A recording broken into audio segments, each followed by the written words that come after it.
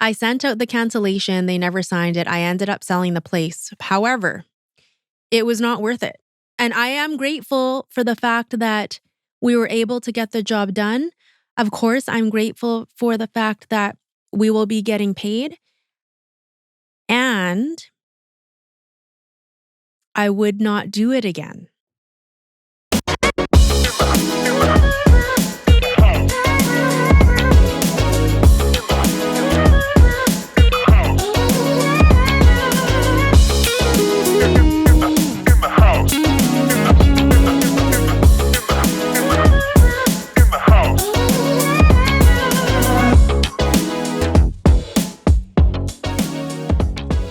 Good morning, everyone. Welcome back to In the House podcast. I'm Toni Singh. And I'm Jenny Woon. Guess what I'm doing right now? What are you doing right now? I'm just shaking off good energy. Tell our listeners why.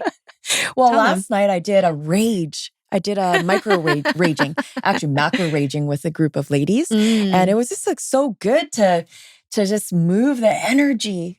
I kind of want to do it right now. Yeah, let's go. Let's go. All right. But why are we excited? What's our topic for today? Firing clients and how to successfully do that. Oh my gosh. Which you're good at doing. This episode's going to be so fun. Okay, so what prompted this very special topic for today? Real life scenarios. Have you successfully fired many clients in your past? I would say I was probably in the position of just making, not firing them, but we mutually agreed it's just not working. Okay. And it got to the point where it was really bad, where we had to separate. For sure. And so I should have taken that leadership to be, this is not working out. Our personalities don't match. We're not seeing eye to eye on the process. And it's time to go. So I should have taken that leadership. So can I ask a question about that? Leadership is one thing for sure, but when you look back and reflect on that client relationship where you guys amicably parted ways, why do you think it didn't work? Was it a mismatch with the personality, or was it an energetic thing, or was it a principle thing? What do you think it was? A lot of it could be from my end of wanting to feel needed, wanting to feel approved. So it could have been certain insecurities that I had that I was masking. And so I'm chasing that deal. And even though it doesn't feel right, it's the want, the need to feel like I accomplished something that For sure. And that's, we've all been there. I've been there too. Right. Yeah. And other reasons, it could have been not discovering and not being aware that it was a mixed match in the first place, and not really identifying their strengths, like their personalities, their needs, or their motivation.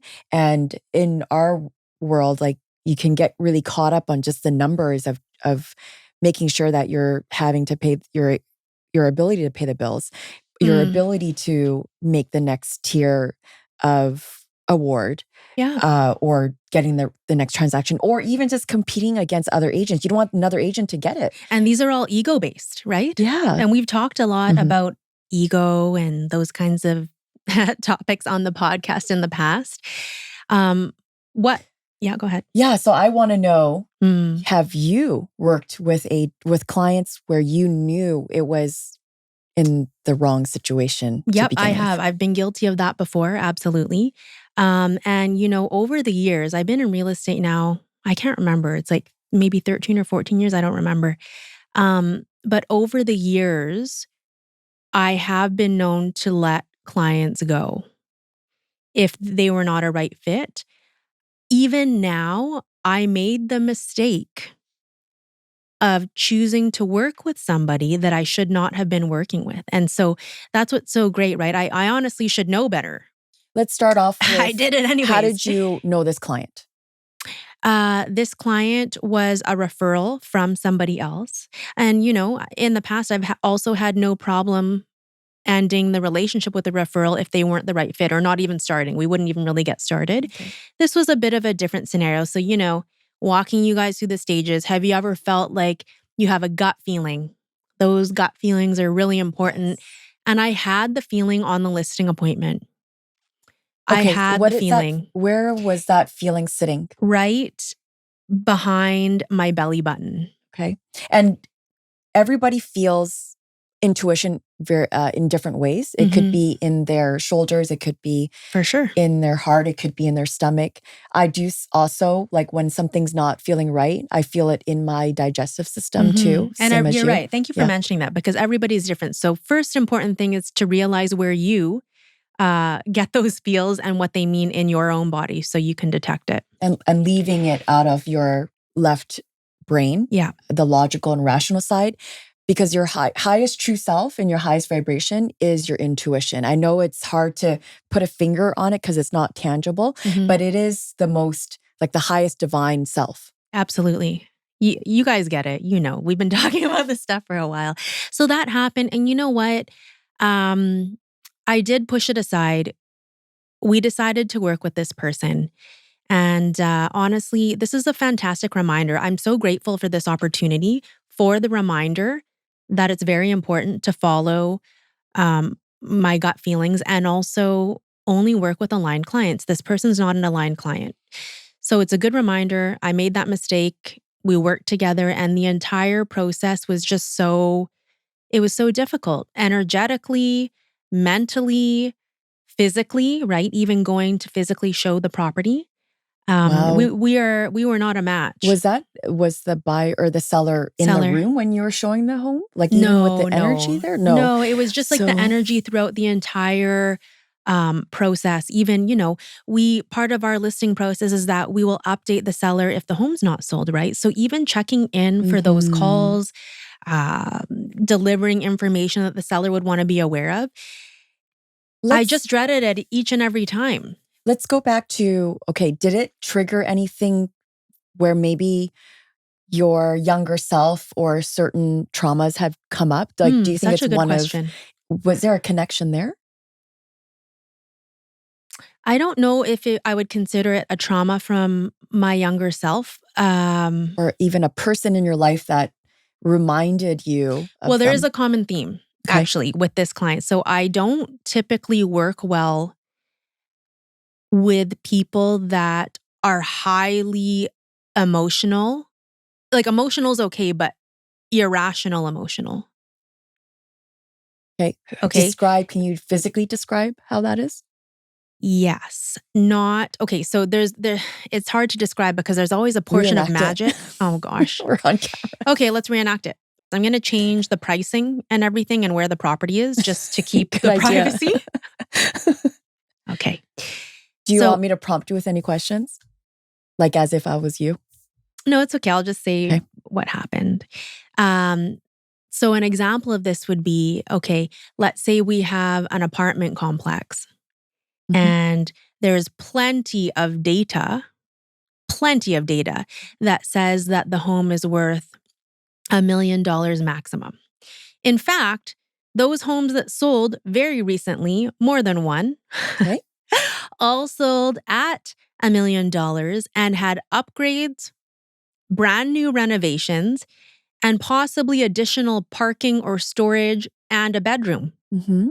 So this is a price discussion too, right? Mm-hmm. And on the listing appointment, justifying and educating the seller on where likely their absorption or price would be in terms of a successful sale. And having the seller agree, so they did agree that the range that we had given, so let's call it 900,000 to 925,000 would be the sale range. Okay. So part of it was listing slightly at the higher price to see what actually happens, and they had agreement that they would adjust if there was no activity, Okay. which there was. There wasn't, excuse me, there wasn't. But it's really interesting because of course a seller can sell their home for whatever they want, right? And I agree that sometimes everything can align in the universe where there's a bit of magic. It's like, oh my goodness, my home just sold for 30% more than that other one. But normally it's to do with unique properties, right? Not something that's easily replicatable where there's a lot of supply. So I'm more of a numbers person sometimes too, despite what people think. I can look at data quickly and know exactly what I want to do with that data. The emotion's okay, but also I realize I don't love working with people that have victim mentality. Right. Where everything ever that's happened in life and the situation at hand is always somebody else's fault. I can't work with those types of people. And this particular client was exactly that. Yeah. Have you guys ever worked with people like that? I guess I'm just not as smart because it happened again. It's pretty rare that it would happen where we'd work with someone that is not aligned. But we did. Okay. What did you do? So you kept showing the property, or sorry, you signed the contract. Yes. Okay. As soon as it was signed digitally or in person. In person. What did you feel? I felt dread. Dread. Normally you'd be excited about a listing and getting it sold, right? Okay. I felt dread. And here's a question. Why didn't you refer it to someone else at the office? So the reason why, and I should have listened to my gut. The reason why we didn't is because I was actually helping somebody. Okay. I was helping somebody sell it and we were on the appointment. If I was on the appointment alone or with my team, I think 90% of probably what would have happened is at that appointment, I would have said, you know what, Mr. Seller, I appreciate you having us out today. And unfortunately, I don't think that we are the right agents to help you get this home sold. Okay. But I didn't go down that route because I didn't listen to my gut. I was kind of in help mode. I'm like, okay, we'll make the exception. So you didn't want to disappoint. And we were in front of the client. Okay. And they really wanted to take this listing. So it wasn't the right move. We have strategies in place for the next time, but we worked with this person. Took the listing, exactly what we anticipated would happen, had happened. So we went back for the servicing calls, those kinds of things. Extreme blame, extreme from the seller, extreme, you're not doing this, you're not doing that, et cetera, et cetera. We revisit the price discussion at the listing appointment. They clearly don't remember this appointment at all. And so what came out of that is about 2 weeks after, the conversation that I had with the seller was that perhaps it was the firing conversation in a kind way. Perhaps we're not the right agents to help you get what you want in the time that you want. Should we consider canceling the listing? And you're welcome to hire somebody else to help you if you still wish to sell. So the funny thing is, at that time, they still said, no, keep the listing. Okay. I was hoping that you would say cancel it. And then another week and a half goes by. No changes, have the same conversation. I even sent the cancellation paperwork and they didn't sign it.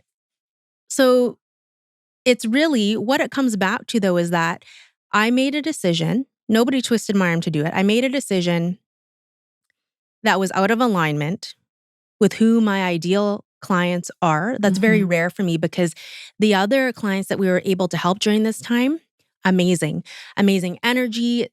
It was so easy working with them. There was so much appreciation and gratitude there. Just lovely, lovely interactions. Would you, if the listing was $1 million, would you give up that $1 million to leave room for a client that has a $500,000 listing? Absolutely. In a second. And I know I don't want to put words in your guys' mouths, listeners, but some people might be thinking, okay, well, what do you do if you're new in your career and you absolutely have to make ends meet? Should you just suck it up then and take the listing? My answer would still be no. I will speak from personal experience here. There were times when I was a newer agent where I needed to sell something too. It was a long time ago, but I needed to sell something too. And I can say that I must have been too stubborn to work with some of those people where I could have sold their places, but there wasn't alignment there. And so I didn't. But yeah, I get it because I needed the money too. Well, I think a lot of people also come into this job for freedom, for being able to make decisions as a CEO and who wants to be in work when they Nobody don't wants to enjoy work. it, when they're not feeling joyful. Yeah. And so the decisions you're making, you're putting yourself into this uneven area, like this zone where you're unfamiliar and you're uncomfortable. Yeah, for sure. Absolutely. But I guess this is a kind reminder that at no matter what stage you're at in your career, we still make mistakes or do things that perhaps are out of alignment that we shouldn't do. And also that it's a good reminder to follow your gut instincts and create your ideal client avatar and have protocols in place for your business where you can make executive decisions easily and effortlessly most of the time. Because when you work with someone that's not aligned, it takes away your energy from working with those people that are. I mean, I said this to you earlier, Jenny. I could have sold 3 other properties during that time that I was dealing with this one seller because they took so much time and energy. I wanted to bring up as well. So how do you know what your avatar is, like what your style is? We went to Richard Robbins' conference. It was like, what, 2 months ago? A few months ago, more than a few months ago. And they got us to do, learn to communicate. So learn, and then the number 2, to communicate. We did an assessment, and there was like, I guess the results were 4 different colors: orange, gold, blue, and green. And it allows you to understand who you are and how you are best at work and the characteristics of that color. And then what stress factors, like based on that color, what stresses you out. And I know there's tons of other types of assessments. Like there's this Savatars, there's positive intelligence, there's 16 personalities. I would suggest just doing a few handful of them because the assessments are typically pretty short, but the reports are so informative to help you understand your style of communication, your style of the way you want to handle situations, the way you want to invite energy and the right people into your business. And it's really good to know, it's really helpful to know the type of person you are. What did your report say? What did you learn from it? Okay, so I'm a high blue, blue ocean. And if I'm looking at the report right now, blue ocean, essentially, I am enthusiastic, personal, warm, communicative. Oh, thank you. But here's the fun part, the stress factors. What stresses me out is someone who offers too much negative criticism, like the person that you're working with. So you and I... we're very similar that way. You and I don't like to work with someone who always is pessimistic. Yes, I can't. It's just too life-sucking. Right. Someone who can't manage conflict or rejection. They're insincere. They don't follow up with their promises. Is victim mentality in there? These are a lot of the characteristics of a victim characteristic, right? So it's so interesting to know that by having done these assessments, you can then, when you're so aware of yourself, you can handle situations a lot better. You can feel when it's right, then it's right, and there's unity and there's harmony in that relationship. For sure. You raise a good point too, because some people just don't know who they are not aligned with and who they don't want to work with. And that can be stressful in itself. Okay. So what was the result of this relationship? Do you want me to be truthful? Why not? I sent out the cancellation. They never signed it. I ended up selling the place. However, it was not worth it. And I am grateful for the fact that we were able to get the job done. Of course, I'm grateful for the fact that we will be getting paid. And I would not do it again. You lost sleep. I lost sleep. It was stressful. Stressful when you walked into the home. Stressful when you had to do the texting with them. Yeah, calling. And have a conversation with them. They just wanted to fight all the time. It was very combative. Right. But I was going to say this. So, well, I guess it tells you guys it wasn't worth it, even though the home was sold. But we have successfully, I want to say let go, not fire, successfully let go of unaligned clients in the past. It just so happened that these guys would not sign the cancellation. I think they must like us. You are likable. Debatable. But what from all of your long years in real estate and from what you see with the agents in your office, does this come up often? And are they able to successfully deal with it in terms of, like, I've actually been able to let clients that are not aligned go, and we're amicable. Do you know what I mean? It doesn't have to be a bad thing. It's just that we part ways. I think it's like just no different with someone who doesn't want you to work with you and to begin with. Yeah. So they already know that they want to either keep things personal and keep it mutual, where I think as well, like it just don't take things personally, you know? No, and still be respectful, right? You can have calm conversations about these things and still be respectful. Right. Even if you're not aligned. So, anything else we want to add on this topic for successfully, maybe not so successfully in this case, but other cases, firing clients? What's like the one statement or sentence you can offer to our listeners on how to successfully let go of a client? What's a good one that I've used in the past that's worked really well? Obviously, it depends on the client's personality style. But one would be, and I'm on the spot here, guys, I don't have anything written.